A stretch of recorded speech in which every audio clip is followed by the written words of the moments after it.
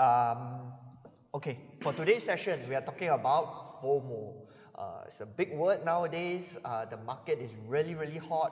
So I decided to do this session because a lot of my clients or a lot of the people that I have met recently have came to me because of their fear that they are taking action because of FOMO. So what is FOMO? FOMO is a fear of missing out. Why do people feel FOMO? And what are some of the negative results that may come about if you make a decision solely because of FOMO? All of which we'll be covering in today's live session. But as usual, before we dive into the live session, we will first share a little bit on recent news.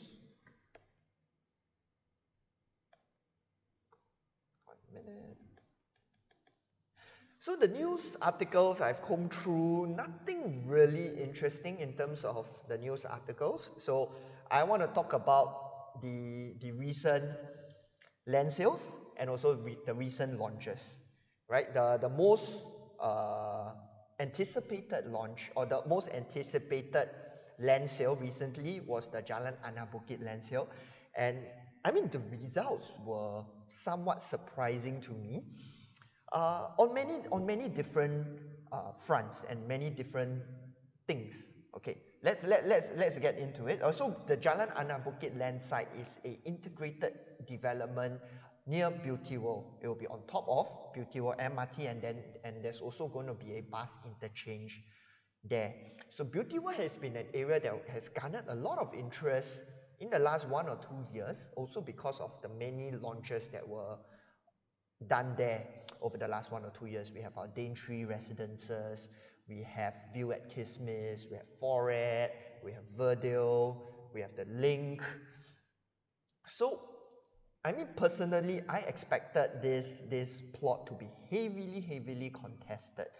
But the fact is that, you know, once we saw the results, there were only 5 bidders on board, out of which Faiz, the ultimate winner, they put in, I believe, was 3 out of the 5 bids or 2 out of the 5 bids, which is significantly lesser. So how we do it, we always compare it with other plots so that we can draw some sort of a meaningful conclusion and meaningful we can derive something meaningful out of it. So I'm comparing it to One Holland Village, which was also won by Faiz organization in May 2018, right before the cooling measures. So for that particular plot, they garnered 15 bidders, and the ultimate price that it came up to. So that plot was sold for 1.2 billion, and the break-even price that plot came up to was 2,600 PSF. So while you may argue that Jalan Anak Bukit isn't quite Holland Village, they are not that far away from one another, and it's not that, you know, Jalan Anak Bukit is somewhere very remote. The $1,000 PSF differential in terms of the estimated break-even price is really drastic. And bearing in mind, while One Holland Village is a mixed-use development, it's not an integrated development. Jalan Anak Bukit is an integrated development. So what's the difference between integrated development and mixed-use development? So a mixed-use is commercial with residential, and a integrated development is a tier even higher than that, because they include the MRT station and also, in some cases, the bus interchange. So all in all, usually an integrated development should get a higher price as compared to a mixed-use development. So that should have somehow evened out the per square feet differential over here. So the fact that there was only 5 bids, what does that tell us? Okay, later I will summarize those conclusions together. And it's also the fact that there were only 5 bids, which is also somewhat surprising. So what are some of the conclusions that we draw from the Jalan Anak Bukit land sale results? So another comparison that I did was against Pasir Ris 8, right, the most recent other integrated development that was bidded and launched. So the break-even price for Pasir Ris 8 worked out to be 1,200 PSF thereabouts, and they launched it on average at about 1,600 PSF. So you just use a very simple calculation of adding 400 PSF on top of the estimated break-even to derive the sort of sale price, and that would give us about 2,000 PSF for Jalan Anak Bukit, right, give or take. Okay, so 2,000 PSF for there, while, you know, I think for most people 2,000 PSF still sounds somewhat crazy, somewhat high. But if we take comparison to my second comparison, which is Lentor Central, the most recent OCR land sale, okay, which has an estimated break-even of 1,900, it just goes to show, you know, for lack of a better word, how underpriced or how much of a good deal 𝐼𝐻 managed to get out of their Jalan Anak Bukit land sale. So that is my first conclusion, right? I believe 𝐼𝐻 managed to get a really good deal in that regard, based on the estimated break-even price for that plot of land. Second conclusion that I've gotten after, you know, comparing it here and there, is that the developers, the number of developers with an appetite for a plot that is in excess of $1 billion is very, very low, which we can see from the fact that that plot only garnered 5 bidders. Okay, and actually, since we are on this slide, we can also see that, you know, Pasir Ris 8 also garnered just 3 bidders. Okay, but I mean, I'm going to give that, I'm going to attribute that also down to the timing. The timing. Hi Arif. Hi Arif. Hi Edwin. Hi Elliot. Okay, so back to this, right? I'm boiling that down to also the timing of that tender, because it was right after the cooling measures in March 2019, where sentiments were a lot quieter than today, right? The sentiments today is a lot hotter, but yet there's only 5 bidders for it. So the conclusion is, above $1 billion, I think not many developers are willing to take. And what do I derive also from there, right, is that because the next big discussion that is out in the market right now is, will the en bloc cycle come back? So with a lot of the en blocs, right, my gut feel is that with this being a indicator, the en blocs that's in excess of $1 billion, most likely the developers will be quite scared to take those en blocs up.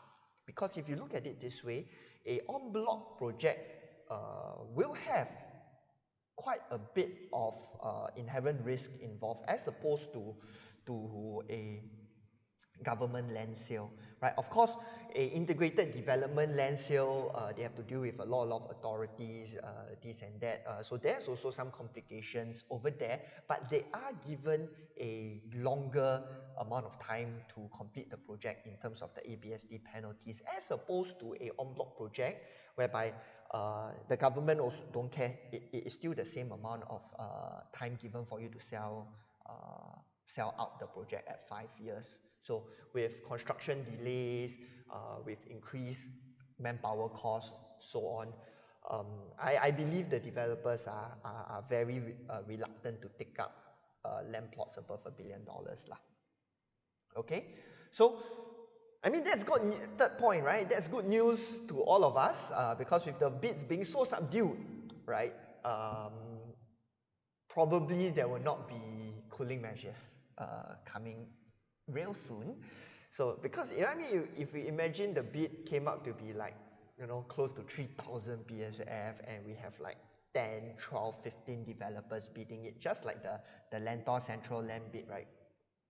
Then I believe it will be a cause of concern, especially from the authorities' point of view. They will be seeing, wow, also many developers with $1 billion to spend, $1.5, $2 billion to spend. There's a lot of liquidity on the developers front. So if I was the authority and I look at this, I'll be like, I think we can hold back. We don't really have to do anything to the market at this point in time, because it seems like the developers are also being very cautious in that regard, right? Also good because with the most recent news on the Evergrande crisis, I've gotten quite a fair bit of questions as well as to what is the potential knock-on effects of the Evergrande crisis on the Singapore real estate market. From my personal point of view, I believe there's going to be a very marginal impact. I mean, first thing first, Evergrande doesn't have any developments in Singapore, and also secondly, if there is going to be an effect, I'm gonna put out a prediction that it may actually be positive as opposed to negative, for a couple of reasons, right? Hear me out. And these are just my personal take on it. So the first thing is that the government land sales and the en blocs that you have seen recently were primarily taken up and done by local Singapore developers as opposed to the Chinese developers. Remember, a couple of years back, there was a lot of concern with regards to the market that the foreign developers are coming in and bidding up the land prices, so on and so forth. But I mean, in recent years, you see primarily it's the local developers that are buying up the land and doing the en bloc. So the Singapore market being manipulated by the Chinese developers, honestly, I don't see it that much. And with the Singapore developers bidding it, they know the market and they know how to price their bids and so on, right? Because of their experience here. It goes to show that I feel the bids in the Singapore real estate market is a lot more sustainable. Second point, right? It may actually be a good thing for the Singapore market because I'm assuming this Evergrande crisis is not a repeat of the Lehman crisis for the US, whereby liquidity is totally sucked out from the market and everything grinds to a halt. Assuming that doesn't happen for the Chinese market, the Chinese, with the cash that they still have, they will be looking to invest abroad because the Chinese government is going to come down really, really hard on the developers after this has happened. Because I mean, bailout or not, that's a discussion for another day, and that's not my area of specialty.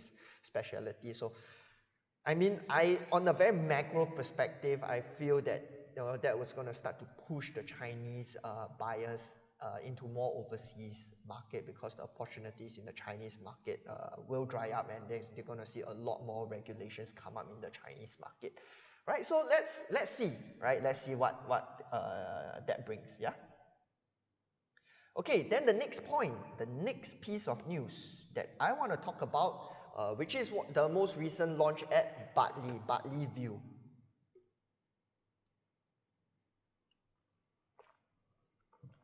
So I think most of you, so I've gotten clients that actually texted me and say, hey, Bartley View launch already or not, because they never see it in the news, which is something that I really want to talk about, and something that I will talk about later on.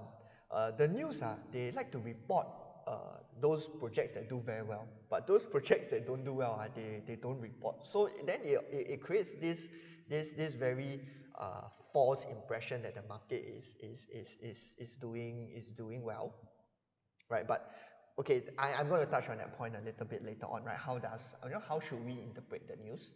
What's the pros and cons of just taking news at face value? Because I believe the mainstream media is one of the major culprits for this whole FOMO thing that we are experiencing right now. So back to Bartley View. Okay, it's another sort of surprising result for me, right, from my point of view, because I expected them to actually do quite well, because I've done quite a fair bit of deals in the Bartley area, and I know the sort of demand that the Bartley area is generating.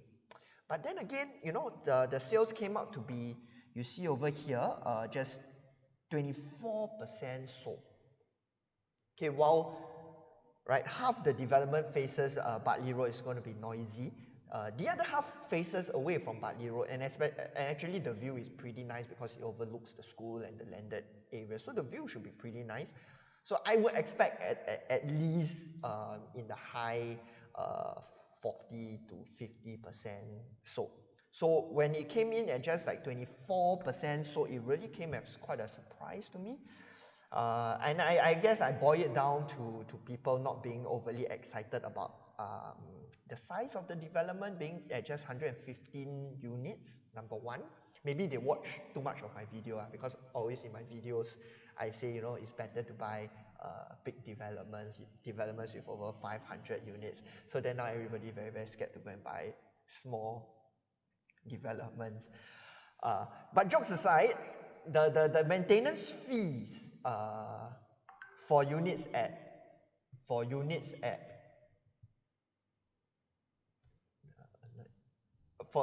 pardon me, because the maintenance fees for the Bartley View units is so high because of the size of the development. Two bedders were coming in at close to $400. I think that has put quite a fair number of people off lah. Okay, so but again, in the big scheme of things, how do I see it? I sort of see it as a good thing because, you know, imagine if Jalan Anak Bukit clocked in at close to, you know, let's say 10-15 bids, 2,800 PSF break even, then Bartley View gets sold out the next weekend. Bartley View sold out the next weekend. You know, then we would have really seen cooling measures coming up in the horizon. So, all in all, you know, I see these two things as sort of a good thing lah. You know, bad for 𝐷𝐻𝐻, the developers, for Bartley View, but generally I think better for all of us. Right, so okay, let's get down to the topic at hand, FOMO, right? Secrets to avoiding FOMO in your property decisions. So why do you feel the feeling of FOMO, right? Why FOMO? Why do FOMO come about? So I have a couple of pointers. Number one, it's mainstream media, how the news is crafted. I believe that really causes a lot of FOMO in the market. And another reason why FOMO comes about is a lack of fundamental understanding in the market, which leads you to think, you know, if I don't buy now, is it if I wait, then I cannot buy anything anymore? And then after you buy, there's a lot of uncertainty because, did I buy it too expensive, or is the market too expensive? Is it a bubble? Different sort of questions. So our objective today is not so much to answer whether or not you should buy or not, but how to make an informed decision as opposed to a decision solely because everyone else is buying, and buying with great uncertainty. Okay, so as we go on, right, we'll go on to show that it doesn't mean that buying when the market is hot, right, necessarily mean you will lose money. Later on, I will show you some examples. What's more important is how do you plan out your property purchase? How do you get grounded in solid fundamentals in the market so that you know how to analyze and predict where the market is going? Okay? Right, so the news, all right? So I mean with the advent of social media, you know, so even the mainstream media nowadays, the way they craft their headlines, because the bulk of us now consume all like Straits Times, Business Times online and via social media. They also have to make their headlines very, very catchy so that you will stop and you will click and go and read it. So their objective is for you to stop and read. Right, and then the next thing that I feel why we should always take mainstream media with a pinch of salt is that the data and the facts that they present usually are very short term. Right, later I'm going to share with you one of the examples, right, and they are very general. So they go on like district basis, like OCR, CCR, RCR basis that, you know, it's not quite applicable to your property plan. So if it's not so applicable to your property plan, then, you know, how much of all this data should you be, you know, really buying into in making your property decision? Okay, let's take a look at some of those examples. So this is the headline for when the Reef was launched, right? So you see they put in sales over 90% of 300 units offered over launch weekend. So what's your immediate reaction? Wow, sell so well, right? Must be good. Let me go and take a look.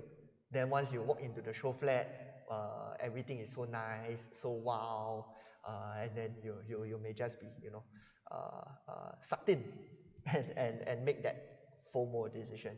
You get what I mean? But the fact is that there is actually 429 units in the Reef, and so if you work out the percentage, the actual fact and the actual correct headline to put is 65%. So, you know, but they want to make it look wow, and they want people to actually stop and look at it, so they artificially put it to 90%.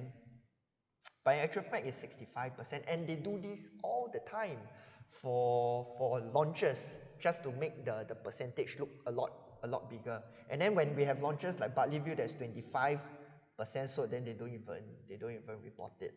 So yeah, okay. Next, Pasir Ris 8. I mean, I think this one, especially for those of you who follow the channel, you know, you guys also follow the news and you are in the know. But you know, when Pasir Ris 8 launched, all the outlets were putting the 2000 PSF in the headline. But in actual fact, okay, so what's your immediate reaction? Is going to be, wow, Pasir Ris 2000 PSF, better buy now. If Pasir Ris is already at 2000, I better hurry up, go and buy. If not, the future prices is going to be crazy. Then on the other front, on the flip side, the pessimists will see, oh my goodness, Pasir Ris at 2000 per square feet, right? Cooling measures is coming, I better wait. Yeah? But the actual fact is that there were only 2 units that were sold above 2000 PSF at Pasir Ris 8. And for the rest of them, they actually worked out to an average of 1600 PSF. Okay? So always take the headlines, especially when it has to deal with launches, with a pinch of salt. Yeah? And also, because another cautionary tale, and also another, you know, piece of advice, since we are on this topic, Pasir Ris 8 went through, I believe it was six price increments over a single day. Yeah, so, and then they made people, you know, I wasn't there myself, but I've heard news that, you know, people had to be in the queue for like 6 to 7 hours. And when they finally got to the end of the queue, prices have been raised 6 times. But you know, I mean, natural human behavior, the whole theory of escalating commitment. Then when you reach the front of the queue, you sort of like, you know, you are forced to make a decision, and that is where a lot of people make mistakes. A lot of people, and I mean, which was why actually, you know, I was quite when the pandemic hit, and then they had to do launches in the controlled environment without all this queuing and things like that. It allowed people to, you know, really make a more informed decision without all these extra you know, artificial pressures being put in lah. But it is what it is. My advice is that you have a really, really solid game plan going into a launch if your intention is to go for a launch. For example, right, what is your PSF threshold that you are willing to go for, right? Out of which, you're going to walk away. What are the alternatives for you to explore if that particular project is then priced out of your PSF expectation, right? And I would recommend being really, really strict about it, because the further along you're going to get into the queue, the higher your target is going to be, together with all that escalating commitment and things like that, right? So I really, really hope that none of you who is listening in to us make a similar mistake like that, right? And also because the developers have been suffering for many, many years with, all the way from the previous As a matter of fact, the developers have been suffering ever since the cooling measures have come in. Today is perhaps their best time to really squeeze out the maximum profit that they can. So as consumers, really, really, please do go into launches with a very, very clear game plan. Yeah, and it's also during these launches that whole FOMO mentality is really, really pushed up. Okay. So next is this headline, right? New private home sales falls nearly 24% after the July 6 months high. Right, so what's your immediate reaction after you see a headline like that? Oh my God, right? The market is slowing down. Are prices going to drop?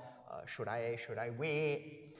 So, but the matter of fact is that new private home sales are severely skewed during months of new developments being launched. So if that particular month has no new development launch, or I think in July, Bartley View haven't launched yet. Yeah, but it was launched in August. Yes, correct. So, Bartley View only 115 units, then they end up only sell like 25% of it. So obviously the new home sales is going to drop. Versus if, next month we're going to get Canning Hill Pierce launch, and there's 700 developments. So if Canning Hill Pierce sells 50% of it, you're going to see a significant rise in the new home sales volumes. So, new development launch equals increase in new private home sales. But the question to ask ourselves is that, does this have any bearings on the fundamentals of the market? Pricing, and does this have any bearing on your property plan?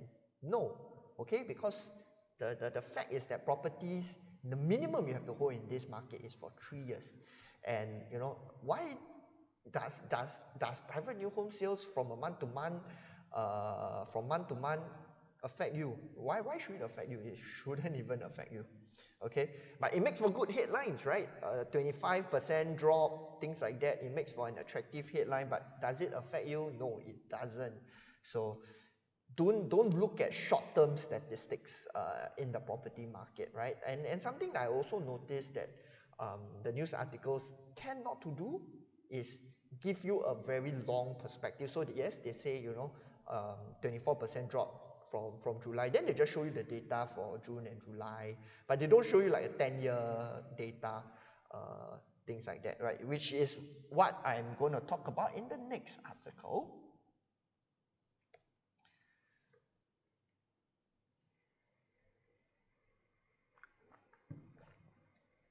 So in the next article, right, the government hikes private housing supply for confirmed sites by 25% for the second half of 2021, right?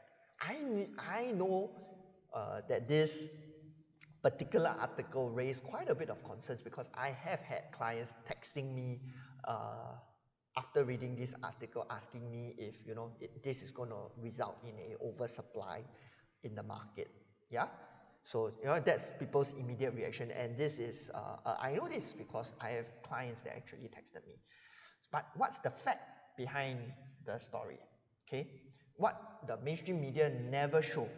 Okay, the fact is that the market today is still in a historic undersupply. So why? So if we look over here, the first chart, yeah, the first chart is the trend of the government land sales supply under the confirmed list all the way to 2009.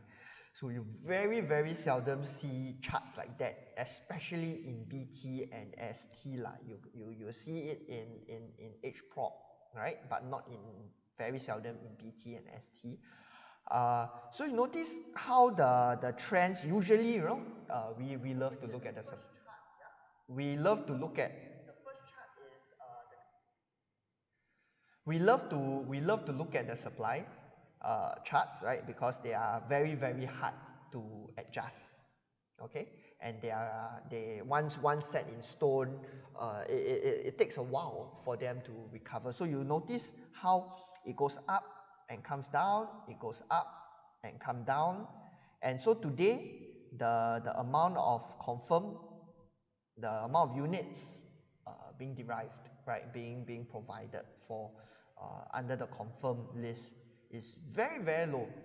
Okay, of course, it's not as low as the first half of 2016, but what I'm looking at is the amount of time that it has been at this level. So notice how in 2015 and 2016, it was at this level for just a short period of time, but we have been seeing really, really low numbers of government land sales all the way from 2019, as a matter of fact.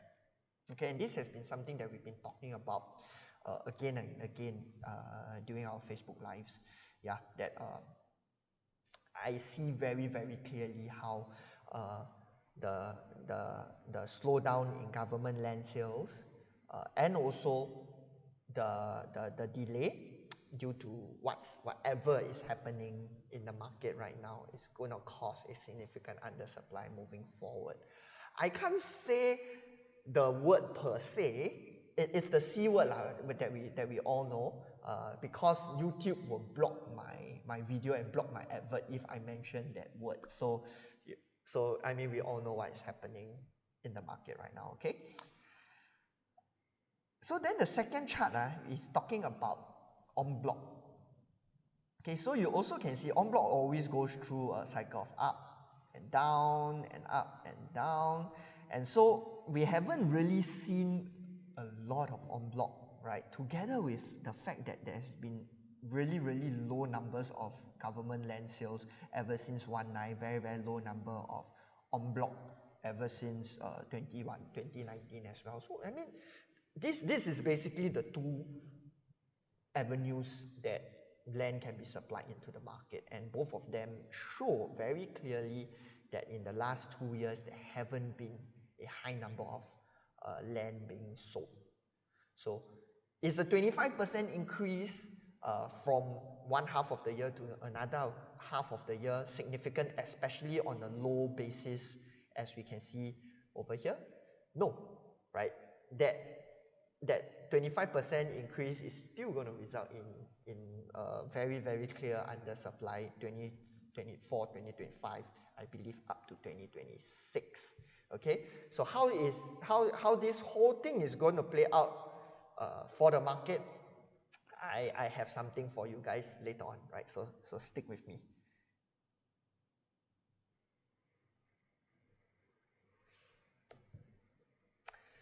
So what should you then focus on, right? So what I've been saying is, you know, take the news with a pinch of salt. So what should you then focus on, right? Focus on the fundamentals of the market. Focus on spending your time understanding the fundamentals of the market, okay? And then also, right, what are the factors in the market that's not going to change in the short term? Okay, not going to change in the short term. I'm going to share with you guys on that later on, okay? Then focus on your exit and focus on your property plan, because these two things you can control, okay? As a matter of fact, point 1, point 3, and point 4 you can control, right? Point 2, you cannot really control, but since it's not going to change, all these 4 points, if you get it right, won't really be affected by much, yeah? And then you won't have to be fearful about, you know, all these FOMO things. Or as a matter of fact, if anything is going to happen to the market in the short term. So this is perhaps going to be one of the most powerful and important charts in this whole life, okay? So quite complicated, but follow me and you're going to see how I see the market today. So the delays that it has been caused by the C word, which I cannot say because YouTube don't allow me to say, okay. The C word has caused delays in constructions in both the BTO or the government sector and as well as the private sector. I'm going to start off first under the government sector, okay. So the delays, the BTOs are experiencing construction delays, okay. And on top of that, right,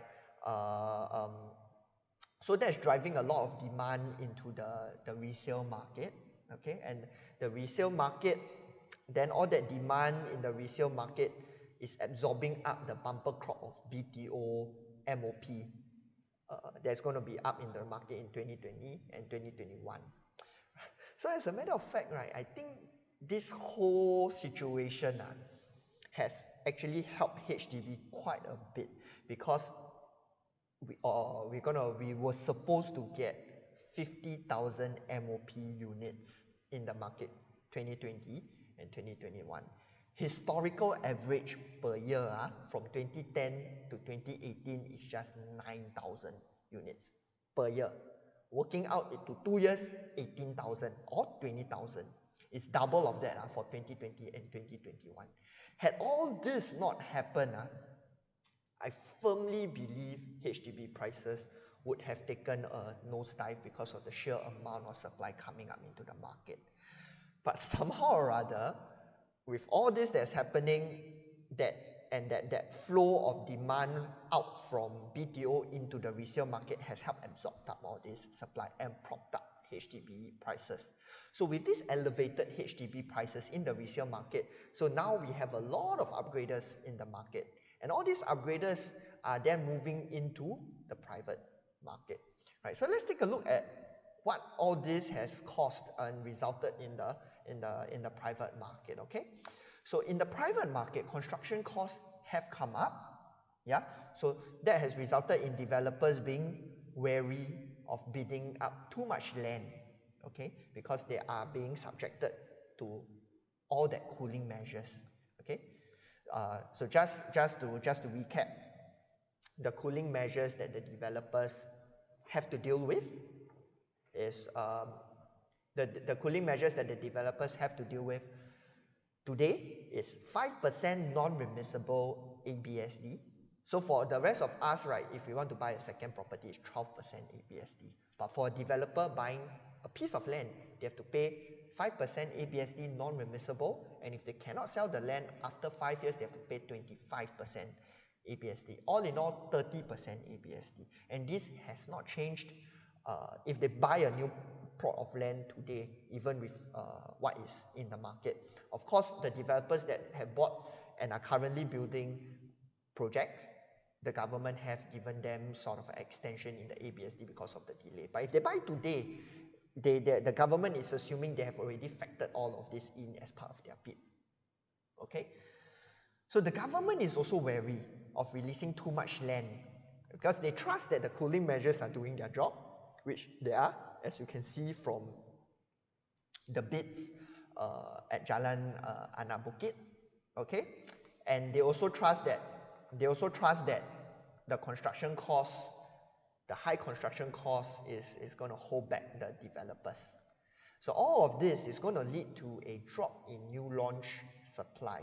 So for those of you who follow us today, the developer outstanding inventory is dipping below 19,000, the trigger point for the previous surge in en bloc rush in 2016-2017.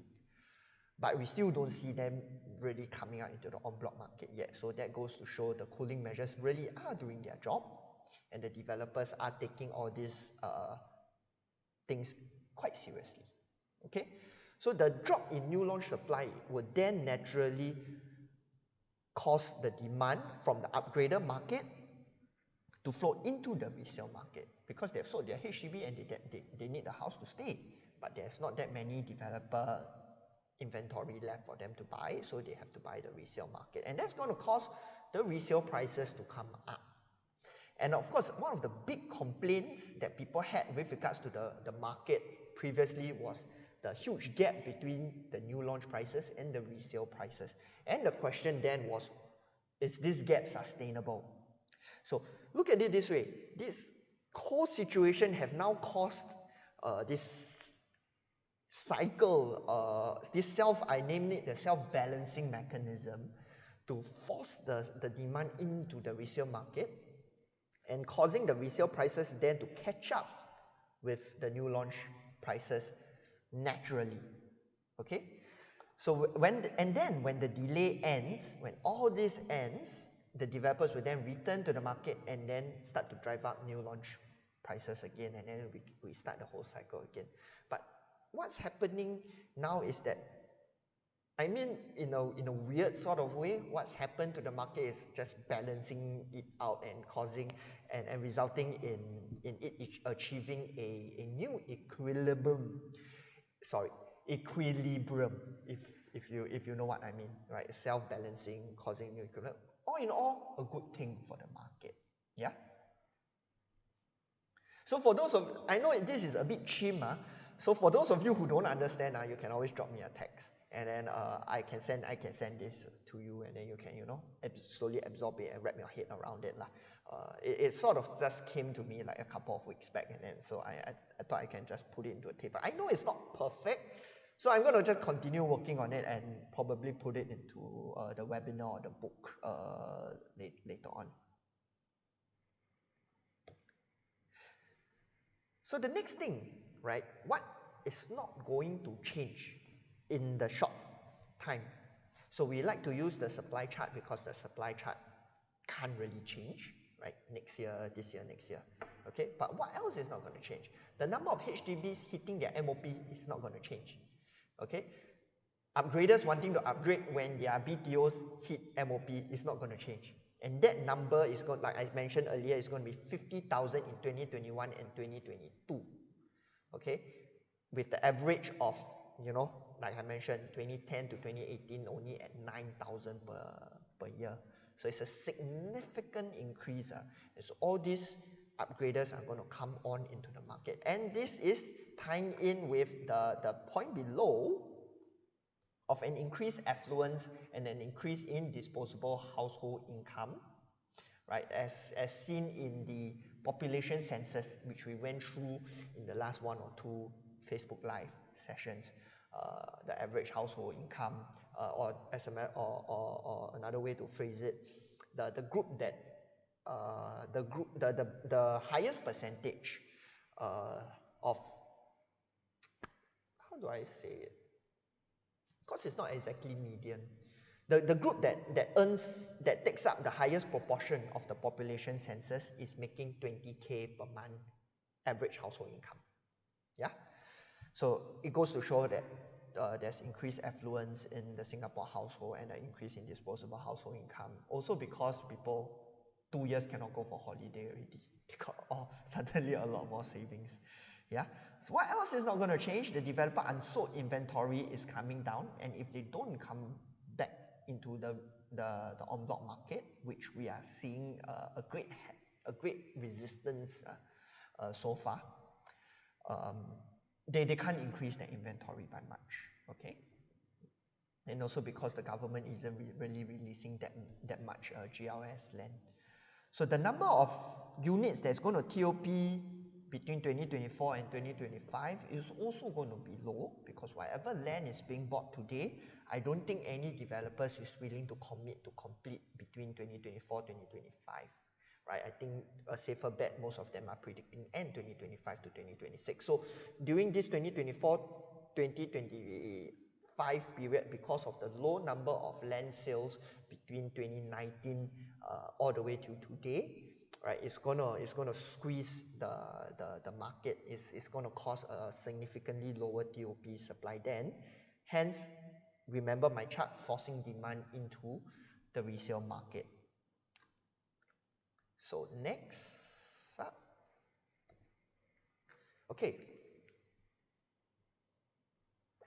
commercial break. So if you guys like what we share, please do us a favor and like and subscribe to our various channels, so that it will help us with the YouTube algorithm and help us push our content out to more people. And also, if you feel our content has been useful, and we know quite a lot of you have been pushing it out to your friends and family, and we really do appreciate that. So please do continue to do that, so that we can help empower more and more consumers, allowing them to make the most informed decisions for their properties, for their property purchase, and for their property plan. Okay? So I'm on to my last point. Okay, so remember when I said earlier that it doesn't mean if you buy during when the market is hot, that you'll necessarily lose money. So case in point is Twinview. So for those of you who don't know where Twinview is, it's at West Coast Vale. It's 1.5 km to Clementi MRT station. So it's basically at the top of Pandan Reservoir. It's a bit of a distance to civilization. It's not what most of us will consider a real fantastic location. Okay, but let's take a look at the performance of Twinview. Okay, so why did I use Twinview as an example? Twinview is an example of a launch that happened when the market was really hot, and how we would really classify all these people in the category of taking action due to FOMO. I mean, if you were there, you would probably have thought you fell victim to the whole FOMO phenomenon. So it was 85% sold, and remember the date, this was one of the launches that probably the authorities saw and raised a real red flag. Hence, the cooling measures came 2 months later in July 5th. So, based on all the things that we know, market was hot, FOMO, and then right after this, cooling measures came. So in our traditional way of thinking, we would have thought that these folks are in for real hurt lah. But the results have been really surprising. As a matter of fact, I myself got a shock. For those of you who follow us, you know that we bought and sold Lake Grand, that is in beside Lakeside MRT. So this one is not even near any MRT, but they did a lot better than Lake Grand. Let's take a look. Okay, this is the profit that they made. Right, we have from 56,000 all the way to 420,000. That's not the most impressive part. Okay, I mean, they bought in May 18, right before the cooling measure, and they sold it today. So it's give or take a slightly over 3-year holding period. So they have really good annualized percentage gains, and all these gains is non-leveraged. So if you really look at it, you just quite simply times 4, or maybe you just times 3 to offset all the necessary costs. It's really good annualized gains.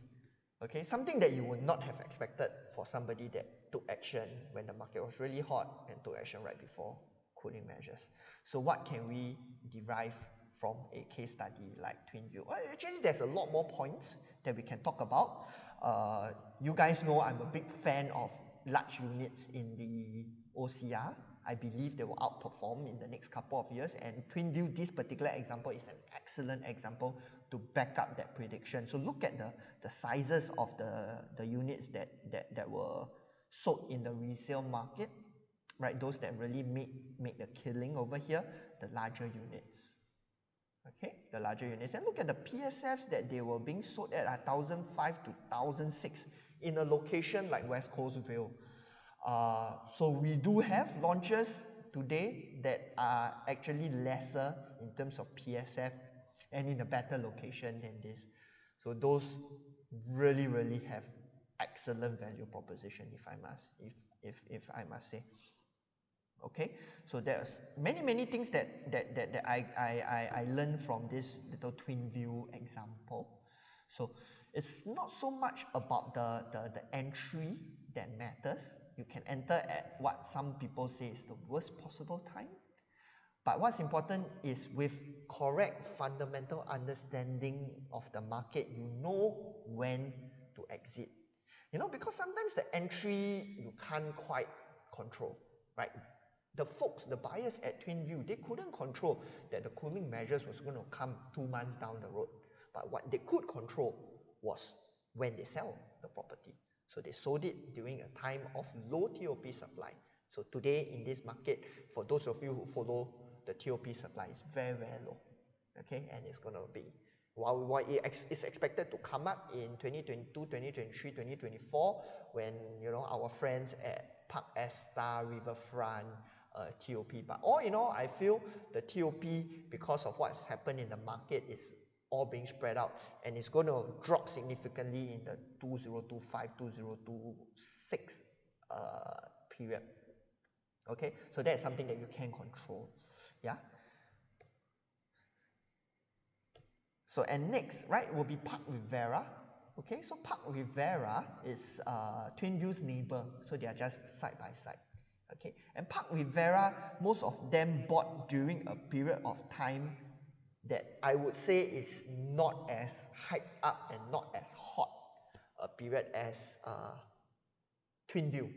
You can look at it, if you look at the chart, right, in the pricing chart, TwinView was launched almost at the peak of the price chart. Right after that, cooling measure came, and then there was a drop. Okay, so for those of you who, I mean, a lot of you who follow me are also very obsessed with charts. So for those of you who are obsessed with charts, well, buying right at the tip of the property price index before the dip would have spelled doom and gloom for a lot of people. But you know, the matter of fact is that Parc Riviera, the people that bought below, at a price point that was below TwinView, right, actually made less money than the folks at TwinView. We can take a look at this. Their annualized, I mean, while it's still very, very decent, right, with some, right, averaging out, I believe, just looking a quick look at here, to about 3 to 4% annualized. It's not as good as TwinView, which we saw averaging out, I believe, is to 5 to 6% annualized gains. So what does that tell us? It's not the entry that matters, because a lot of people are overly focused about the entry. So I mean, the old saying goes, you know, it's time in the market versus trying to time the market. And you know, I wanted to bring out this example to really just bring that point across again, right? And also add on a little bit more insights to it, other than just that old idiom, right? We look at things that we can control, and then we back our decisions up with solid fundamental understanding about the market. And since we cannot control the entry, we control the exit. Okay? And so what are some of the important questions to ask yourself? Yeah? Number one, remember, since we cannot control the entry, we can control the exit, but you know, in order to be able to control the exit, you have to have sufficient holding power. And so a good question to ask yourself is, do I have the holding power? Right? Second question, do I know the factors influencing the market today? So you will want to ask yourself the question, is this a bubble? And do you have the answers to those questions? Okay? Is there an oversupply? What are the underlying fundamentals behind the market today? Right? Points like the cooling measures, do you understand TDSR, MSR, and how that has affected the market, how that has changed the market? LTV, what are the LTVs pre-2013 and LTVs post-2013, right? Think questions like that, right? Important fundamentals that will give you the confidence with your purchase. All right, that will give you confidence to know that you are not buying simply because of FOMO. Okay, and the last question, am I comfortable if some extraordinary circumstance impact the market tomorrow? So I always tell my clients, if let's say we take action today and something drastic happens tomorrow, for example, right, the Evergrande contingent spreads to Singapore, another round of cooling measures, so will you panic? Okay, if you feel you would, that just means you don't have sufficient understanding about the market. And number two, you have not planned your property purchase well enough, hence resulting in so much uncertainty. Okay, so how do we then so if you cannot answer all these questions, right, what I really would suggest you to do is to attend my upcoming seminar. So I know I've promised the buyers or the listeners the book, right, for the right move, but it's taking forever because I'm super duper busy. So I thought, you know, in exchange of that, why not I just do a complimentary session, a free session, 90 minutes, just to talk about the fundamentals to real estate. Right? I'm going to do this in a small controlled environment instead of a live session like that, and it will be done over Zoom. So we'll be putting the application link in the description and also in the chat. Just go in and key in your details and we'll send you the details for this particular webinar. It will be done over Zoom lah. I wanted to keep it small so that, you know, it will be interactive and you can ask me questions in a more controlled environment.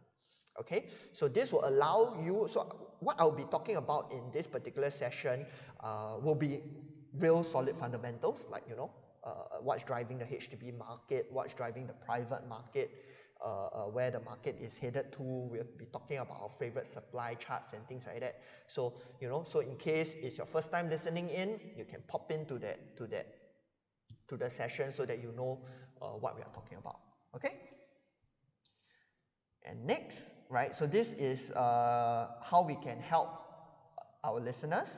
So for those of you who are still lost in the market, you feel that, you know, you pretty much have some solid understanding about the market, but still don't quite know what to do. So this is our list of services, and this is how we can help you before, during, and after your purchase. Because all you need to do is get in touch with us, drop us a message, and then, you know, we can go through this together with you lah.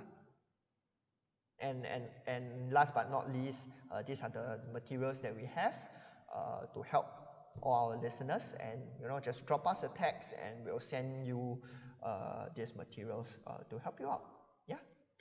And with that, we have come to the end of this live session. So thank you so much for 𝐷𝐢𝐻𝐿, you couldn't hear her. Okay, I hope the volume was okay. Apologies for that. But yeah, thank you so much for joining the session, guys. So if you have any questions, let me know. Right? If you want the materials, drop us a DM, drop me a message, you know, I'll send it over to you. And for those of you who is interested to, you know, pop in the webinar, just click on the link and put in your details over there. So if not, right, thank you guys so much for joining, and we'll see you next month. Bye-bye.